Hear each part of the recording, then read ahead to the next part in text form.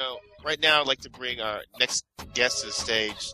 It's a amazing mixed martial arts fighter coming out of Keysby, New Jersey. Jay. That's a misprint. Uh-oh. I've never heard of that. New Jersey. All right, my bad. New Jersey. Some website got it wrong. New Jersey, my man, the heavyweight hitter, J.A. Dudley. What's going on? Hey, how's it going, everybody? Thanks for having me on the show. Don't you hate illiteracy like that? Man, that pisses me off. Oh, yeah, exactly. Hold on a second. Who the hell gave me those notes? You're fired. Get out of here. Fucking interns, man. I hate Interns like a lot, man.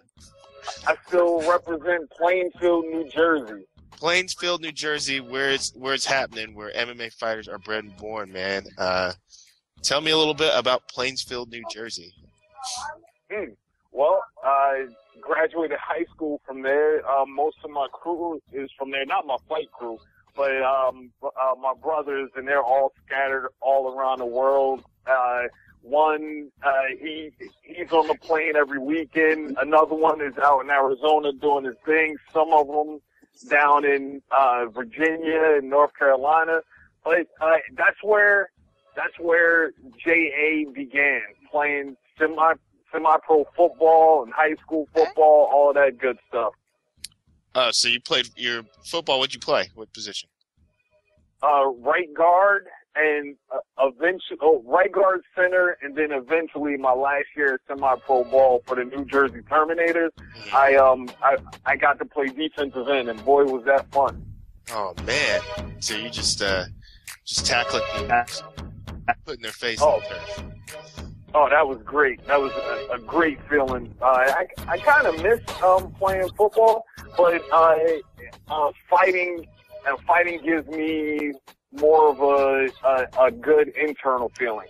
The camaraderie and everything with a whole football team and having to count on others is good, but when others fail at their job, it's not a good feeling. Once you step into the cage, you know that it's all on you. All your training partners, they got you up until the door of that cage, and now it's all up to you to bring it home with a W.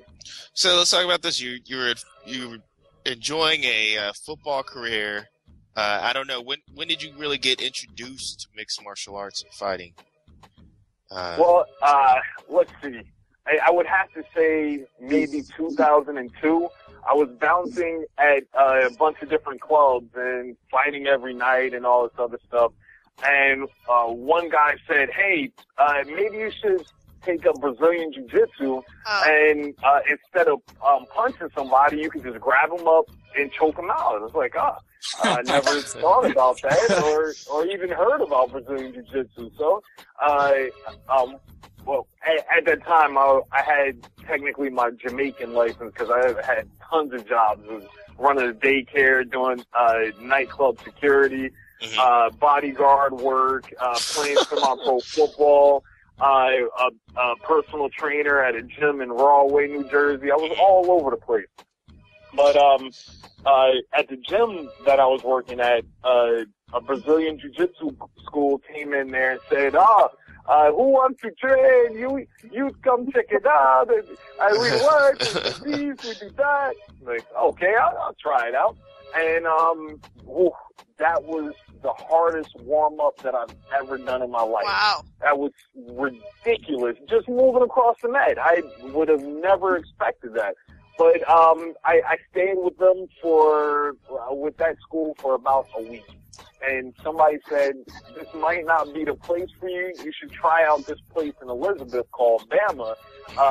And that was ran by one person you'll definitely know, Dan Mergliata. He was one of the, that referee. He had a school out there. And Eddie Rowland, who turns into being my head instructor out of there. And wherever Eddie goes, I follow him. He was there at Bama. Then he moved in-game Combat Sports Academy up to Lodi. And now we're over in Peterborough. Wherever he goes, I'm going and repping the in-game flag no matter what. because when you go meet somebody, they say, hey, well, you want to come on a mat and try it out and everything? And you say yes, and then you blow the guy's knee out and he still taps you out. You got to stick with that guy. Dang, yeah, for sure. Yeah. Pretty much. Let me ask you this, though. Going back to, you said you were you used to work at a daycare and security. Was there very similarities between the two jobs there? Did you? Not necessarily. The kids were always fun and energetic, even though I would be dead tired from working the night before. Did you ever have to put a kid like in a arm bar or a triangle choke? No. If they didn't sign the paperwork, I wasn't doing it. And plus, at that time, I didn't know how to do an arm bar or a choke or anything like that. I was just started learning all of that stuff. I have a question. Well, go ahead. I'm sorry to interrupt you. Oh, no, I was going to say, but I definitely, now that I do know, anytime I need to discipline my son, there's a laundry list of things that I can do to keep him in line. And he learned how to tap out early in life. That's perfect. My question is about the transition then from, you said you were ball player, football player, then you went to MMA through the Brazilian Jiu-Jitsu. But did you take anything from football to put into your MMA career, your life in that respect? Or is there really no correlation between the two sports? Because one being team, one being so personal, although you have a team to train you, you're out there in the cage alone. So is there anything you took from football and bring it into the cage with you? My conditioning. That's about the only thing. Everything else had to be completely changed. When in my first Muay Thai class, like I'm running, when I was playing football, I was maybe around 290 pounds and was running maybe a 6.5 to 7 minute mile. So I'm good with the conditioning, right? But I couldn't throw 20 punches. I was hitting the heavy bag and like, oh. And then my arms would want to drop. Couldn't hold them up to save my life. Mm-hmm. But what I realized was all of the powerlifting that I was doing for playing football, it didn't translate into mixed martial arts at all. I had to lower the weight substantially in higher endurance. Then it got to a point of, in 2004, I just stopped lifting weights altogether. It wasn't a benefit for me at all. I was at a heavier weight and was needing to come down gradually and build up my endurance with push-ups and just throwing 1,000 punches in every class. And that's what got me to where I am today. So, where did you come? What weight are you at right now? Which weight did you come down from? I mean, being a right guard, I'm sure that,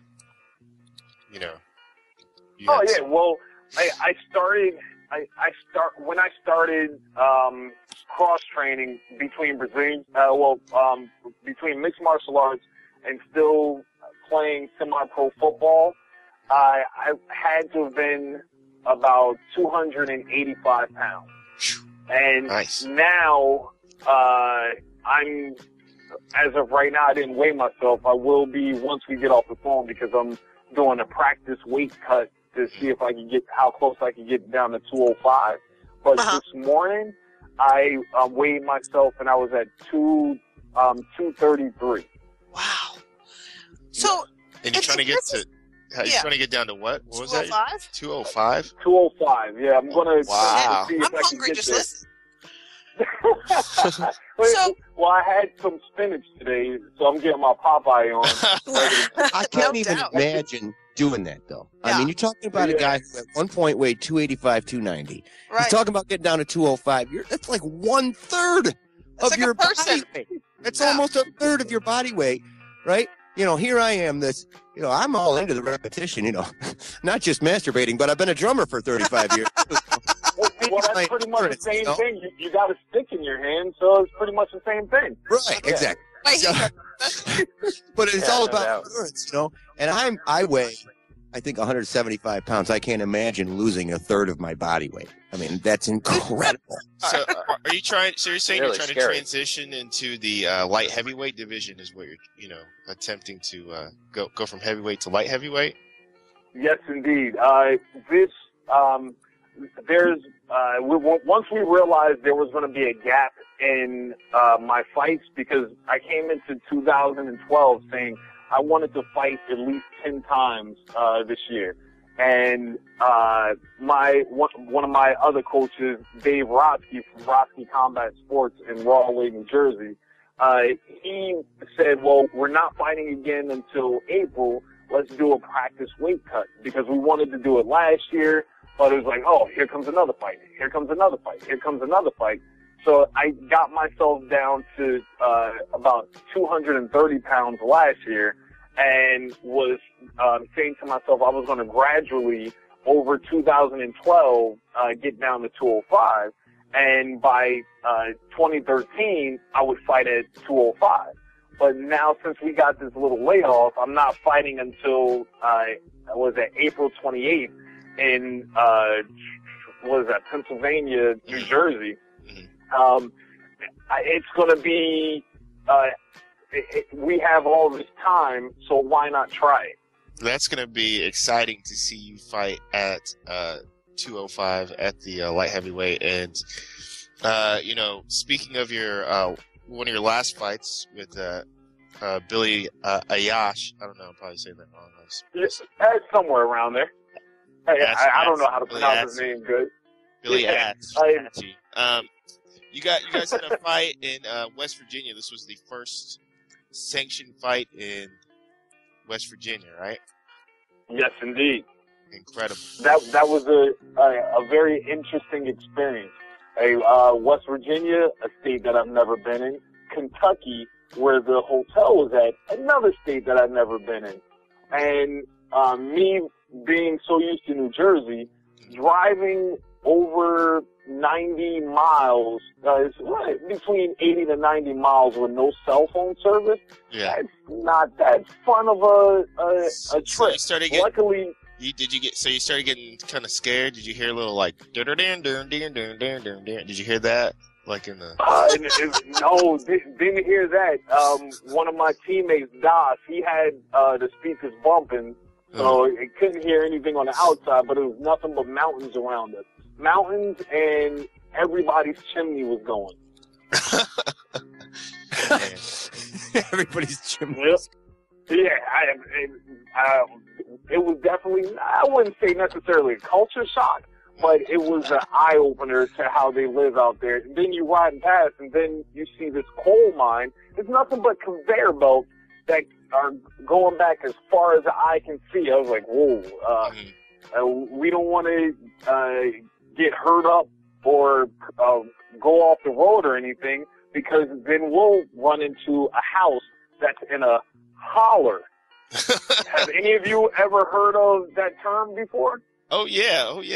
We're from two of us are from Kentucky. You got two. Okay, so yeah, you definitely know what a holler is. Yeah. I had to learn that. I was like, I was like, oh, maybe that's just a valley or something like that. And then, well, no, hollering is hollering. The term hollering is yelling in a holler.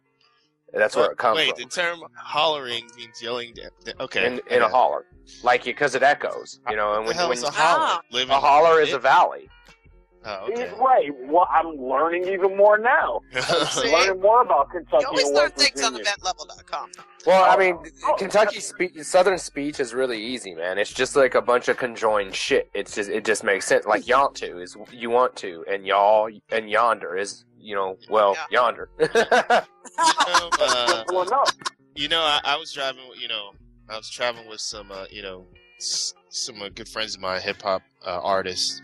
I used to living out in the hood, and we went down into like southern eastern Kentucky, and they were like, and I was like, what's more frightening to you, being down, being in the inner city on the street, or right now where we are out in the middle of nowhere? They're like, oh man, right here is freaking me out, man. I don't want to get. It's like they're more, We have plenty of places to hide bodies. Oh yeah, definitely. I highly agree with that. I went for a run before my fight and ran up a mountain, got cell phone service, and then there was a fence in a boxing ring out there. And we were running for at least 5 miles, and I'm like, why is there a boxing ring at the top of a mountain? But at least I got cell phone service here, so I can respond to everybody's text messages and all that other stuff, make a couple of phone calls, and then head back down the hill. Now, how was the turnout in the venue there? How was the turnout there? Oh, it was packed. It was packed. I couldn't believe it. When the fighters had to show up, the line was down the street and around the corner for everybody to get in. It was a sold out house for the VFL. It was just an amazing show. But one thing that happened, we were the main event. Me and Billy Aish, I think that's how you pronounce it. Yeah, Aish. Yeah, and after I got the win, I swore that I heard some crickets outside because everybody was completely silent. Everybody in that building had on his T-shirt. Oh, really? They knew that he was going to win, but no, it was kind of a disappointment to him. And he came out with a. Go ahead. What did you say? It seemed like a pretty dominating fight. You got him down, pin him against the cage, put him down, throw some ground and pound on him. He had a reversal in there, but you came in the second round and took him down, got into that. It was kind of like a full mount, ground and pound situation, and then he gave his back, and that's when you locked in that rear naked choke. Is that right? Right. Yes, indeed. That's exactly how it went. Yeah. So those guys weren't expecting it. Were you kind of like, it's time to go when you heard the kind of crickets, or were you just like, oh yeah, just? I somewhat yes. We were trying to think. Me, my coach Dave Roski, and my teammate Das. We were trying to figure out what are we going to do? Are we going to go back to the hotel and just chill, or are we going to just get on the road now and get out of here? Like, let's get on the road and get out of here. So I hopped in the truck and started driving all the way back to New Jersey. So I fought and then drove 10 hours all the way back to Jersey. That's got to be like, it's kind of like the feeling maybe like Chael Sonnen in Brazil or something like that. Yeah, they're going to have to fly him out once he gets that W because he is the greatest middleweight on the planet, if none of you know that. Who you saying? Chael Sonnen? Chael Sonnen. Chael P. Sonnen. Rico, gotta love him. Rico, what were you saying? I at first I wasn't a Sonnen fan, and now I'm a Sonnen fan, and the reason being is because he tells it like it is. Oh, most definitely. He's gonna win the belt. Oh, most definitely. Hey, Anderson Silva doesn't have it for him. He pulled off a great submission hold after getting his butt whooped for 5 rounds. Well, 4.5 rounds. So you're putting on your so if they have a rematch, you put your money on Sonnen. Oh, most definitely. Without a doubt.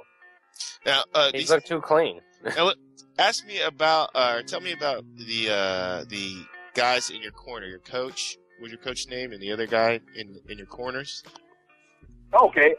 What, for my last fight or for overall? Overall, usually who's? Overall, it's usually Eddie Rowland from Endgame Combat Sports Academy and Dave Roski. Those are my 2 head coaches. Now, because I'm watching these fights and I hear one guy giving you advice hey, get the underhooks, take him to the ground, throw some knees, punches, and then there's another guy screaming and he's like a hype man and he's like, Grandma said whoop his ass. That was one of my. That was the one I was talking about. My grandmother. That was Marcus Taylor. Marcus kick you in the head, Taylor. He is good at. If you look at him, well, not now. He lost a lot of weight, but in his kickboxing, all his kickboxing fights, he's doing hurricane kicks, knocking people out. You look at him, he just floats in the air, pauses, spins around a couple of times, stops, and then kicks you in the head, and then floats back down to the ground. And he had to be over 300 pounds doing that. Wow. Yeah, it was just in awe to see him do that. He was supposed to have his MMA debut, I believe, in the Ring of Combat down in Atlantic City last week. Was that the 10th? But something happened with his medicals where he wasn't approved by the Athletic Commission of New Jersey to fight. So I don't know when he's going to get back on the horse to try and fight again. But he and I don't train together anymore. It's been a while since I've seen him. Mm-hmm. Yeah. Yeah, you got to have that hype man in your corner, I guess. Oh, most definitely. There's usually my fight manager. He's close to cage side all the time. Tom Velasquez. In one of my fights, you heard him knee him in the butt. In the butt. Like, wait. What are you talking about? Yeah, him in the butt, I heard it. Yeah. Oh, so you, if you watch that fight, you probably heard him say, "Thank you, Lord Satan." That's just Tom. You can't. He's been. I came up training with him. I think he was maybe a few months at Endgame before I started. So we started our fight career together. Okay. Well, tell me about the Endgame team. Endgame. Well, that's my main school where I train at under Eddie Rowland. I also teach up there. I teach a couple of conditioning classes called the Rebel Fighting System Conditioning. Over the years, I figured out what works, what doesn't work, what's effective, and I came up with different drills and techniques to teach you the techniques of the moves that you need to do, but it's very repetitive and it'll last for a long time. Like if we're working on kicks, we'll teep a wall. I'll have my class teep a wall for 5 minutes straight, and that'll just build up their muscle memory to go even longer. I always say if you throw 1,000 punches in practice, that equals 1 in a fight. So this is a system you and David Roski put together, the Rebel Fighting System. Yes, indeed. We developed that over a few years at his gym, Roski Combat Sports in Broadway, and it was mainly him focusing on me and seeing what it was that I needed to do to continue. Like some of the things that we do, he'll jump on my back, and then I have to lay flat on the ground and then stand up. Lay flat on the ground and then stand up. Doing that for 5 minutes straight, to where no matter what weight is on me, my body is always conditioned to say, well, if you're in this position, just stand up, no matter what. Then the wall walking, kicks, punches, push-ups, handstands, and the list goes on and on and on. Awesome. And Endgame, the Endgame Mixed Martial Academy, that's in Lodi, New Jersey? It was in Lodi. Now it's in Peterborough, New Jersey. It's I can't say downsized, but we shifted over into a section of a gold gym in Teterboro, New Jersey. It's like right across the highway from the Teterboro airport, where all the big stars and everybody fly in and out. Instead of the major airports, all the rich people fly out of there. They have their Lear jets just waiting for them. Like Regis Philbin. Yeah, yes indeed. So, I know indeed. So if Chief 187 wants to come down and grapple with you over there, that's where she's in Peterborough, New Jersey. Is that right? I will grapple. That is no problem at all. As long as I get snapped. Make sure you're ready to sweat. I like to sweat. She said to make sure you're wearing the kind of the Speedo. She said make sure you're wearing the Speedo. I swear to goodness, you all that stuff on me that you think about. No, I don't own one of those. No. I didn't lose a bet to have to try and fight in one of those. That's terrible. Let me ask you this: when you were, do you have any stories like back when you were doing security or anything, where you locked somebody up or dropped them on their ass? I mean, where you just had to handle some business? Well, I wouldn't even know where to start. Let's go in reverse. 2006, I got shot. That's where I was. That's one point. Hold on, you gotta elaborate a little. You can't leave that hanging in the room.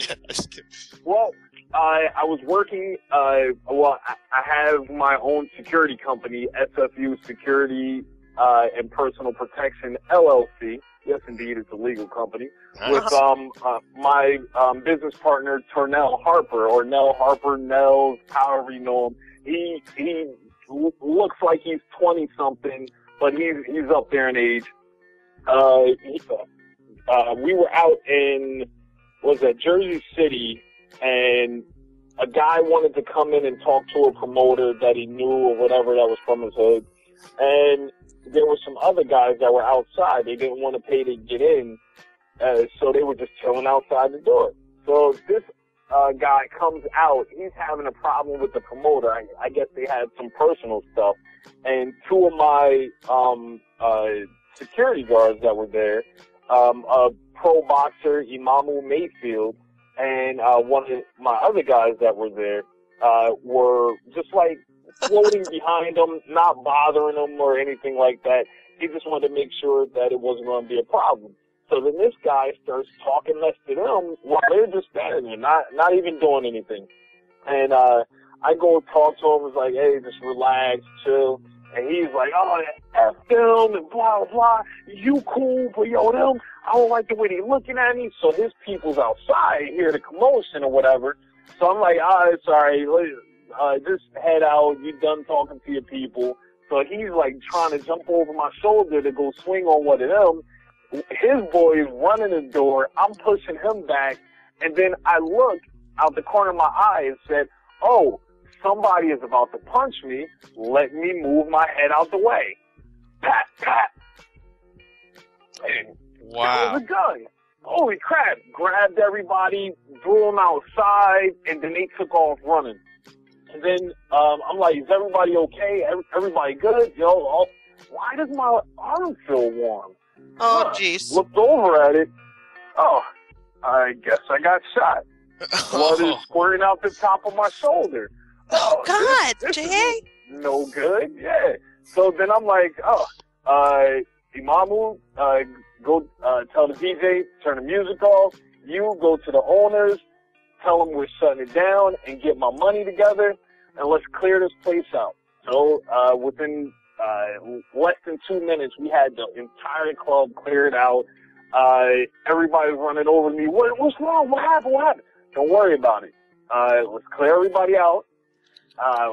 We'll all get paid, and then I'll drive over to the hospital.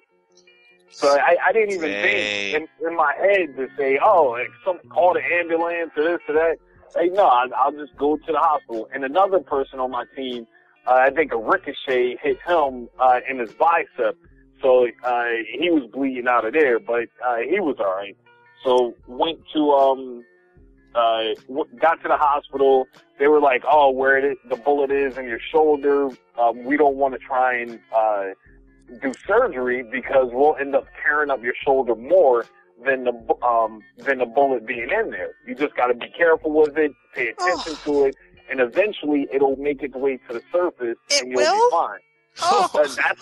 That's what they said, but it hasn't made its way to the surface yet. It's still in there. Yeah. Wow. So after that happened, I was like, well, I got offered my job back at Verizon that fired me in 2001. That's what put me on this whole journey of playing semi-pro football, fighting and all this other stuff. And I'm like, they offered me my job back. Maybe I should go back and see if I can get health insurance covered by them. Still fight, still do security and all this other stuff, but I don't have any health insurance. And if this was worse, how was I going to take care of this? Because the next day after I got shot, I'm in a sling standing outside of another club the next night checking IDs. Couldn't search anybody that night, but still had to stay on top of getting money. Uh-huh. Yeah. Plus, what was I going to do? Sit at home and do nothing? No. Hey, who does that? Yeah. What happened? I mean, you could have got shot in your other shoulder and had like 2 slings. Oh, right. That's crazy. Did you even say ouch? Do you have any pain? Yeah, he's like, oh, I guess I was shot. I'd be like, ah! I'd be screaming like a bitch. I'd be like, ah! You know? Like, I'm shot! I think a few months earlier, I injured my shoulder. Well, I'm going to say, yeah, I injured my shoulder, but no, my wrestling coach, Timmy Hands, we were filming a commercial for In-Game, and it was like, yeah, Tim, come in, and we want to show you slamming me, because Tim, he comes up to like my chest. He's a really little dude, but powerful wrestler. It has to be maybe 125 pounds, I think, 130 pounds. And he was like, I don't want to do this. I don't want to be in a commercial. Just leave me alone. Come on, Tim, do it. He was like, all right, y'all record. Bam! I was like, ah! I thought we were going in one direction, but he reversed it in the air and just slammed me on my other shoulder and tore it up. Like I was out for maybe about 6 weeks from training. Crazy. But thanks, Tim. I still remember that one, and he doesn't care. So you own your own security thing, and you also do photography. Is that correct? Yes, indeed. I guess that's a little bit of the softer or more creative side of myself. Love doing photography. By the way, shameless plug, dlinkphoto.com. Follow my company on Twitter and all this other stuff. I have like 9 Twitter accounts. I stay on top of my business. Now, are you doing portraits? Are you doing land? What are you doing? What kind of photography? The strangest thing, I do everything except for sports. Okay. Which makes no sense because I don't even do MMA? No, I only take pictures of my teammates when I'm at their fight. That's the only time I do any sports photography, but or my family when they're competing. Other than that, it's too much time to be investing in taking pictures. When I'm doing a glamour shoot or family portraits or a wedding or something, the money that I get from that is it makes for the time that I have to put into it, the money makes sense. But if I'm going to a sporting event, I'm not getting paid, and maybe the people will pay for a print of my photo of them, and maybe they won't. So if I'm not getting paid, I'm not going to do it. And if it don't make dollars, it don't make sense. Yeah, not at all. You taking pictures? Taking any pictures to Neil Nicole? Yes, indeed. That's one of my clients. I actually she hired me as a photographer for her brother's wedding. He got married a few years ago, and then she and I spoke about a lot of things. I'm like, why aren't you doing music? You said you sing, blah blah. Let me hear something.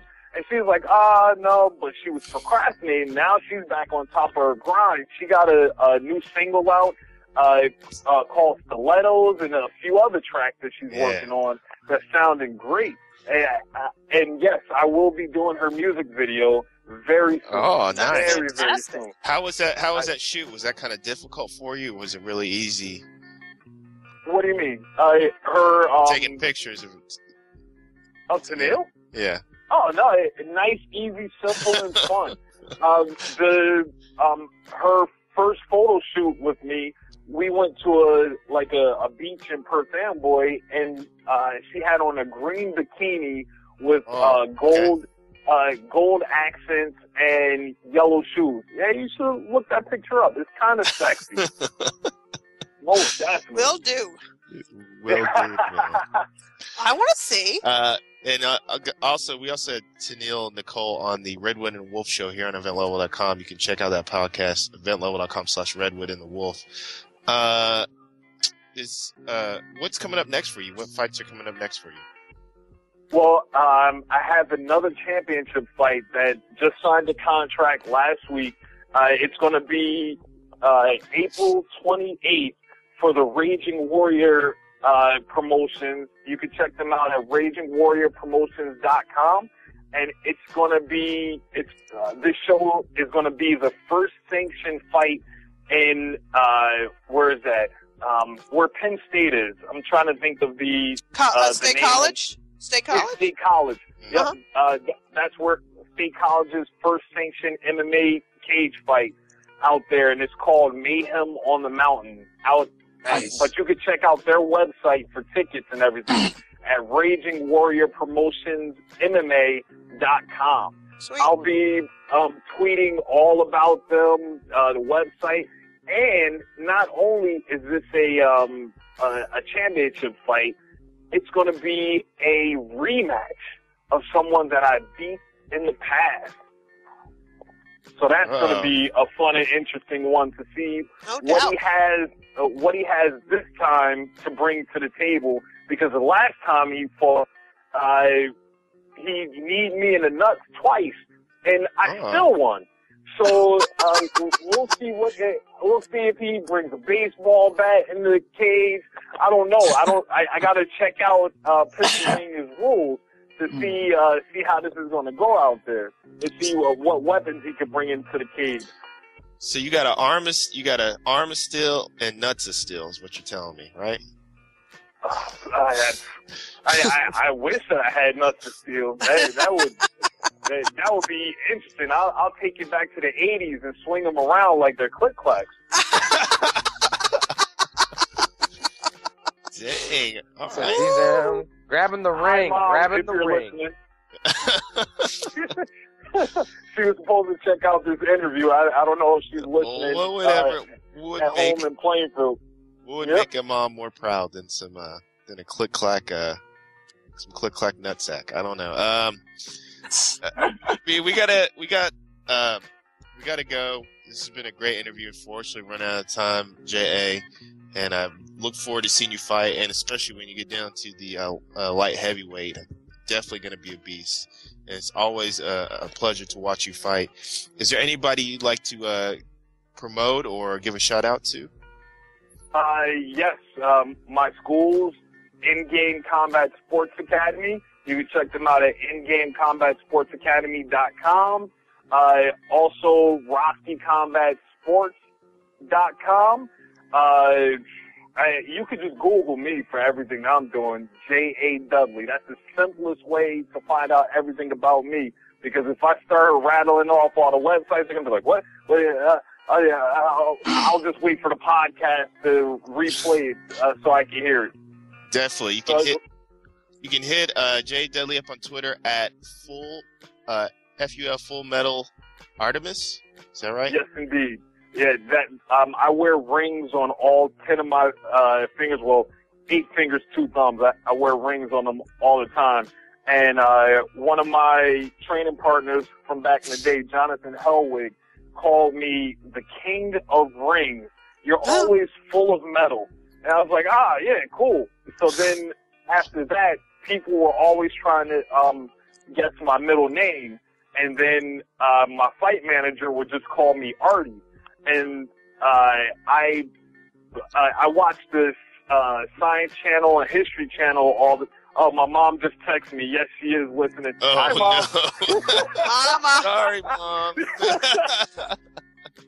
A big Mom's shout rule. to her. I don't know how many years she's been at Xerox duplicating all day, supporting me and everything with all I do. Love you, Mom. Hi.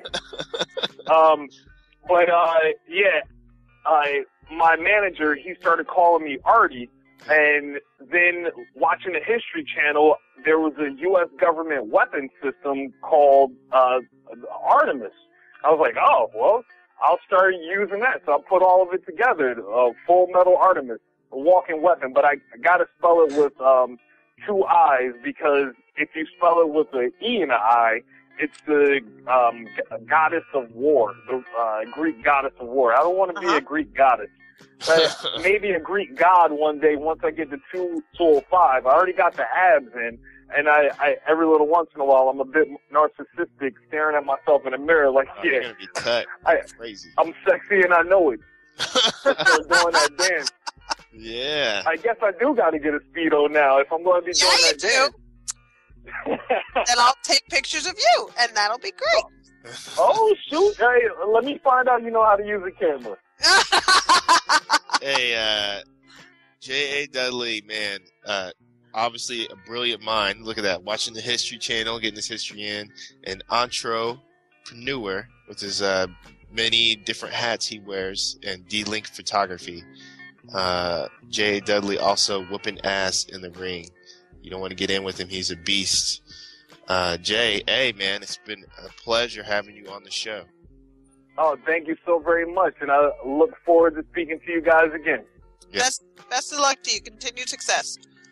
Thank you. Take it easy. My new nickname for you is Click Clack, okay? So. Whoa. I don't know if for everybody that heard that, I don't know if you want to be broadcasting that out there. They're going to be like, oh, well, the Click Clack, you know what that means. Whoa, no. All right, J.A., man. Good luck and great success to you in the future. Thank you. And you guys take it easy. All right, take care. Bye, Jay. Bye.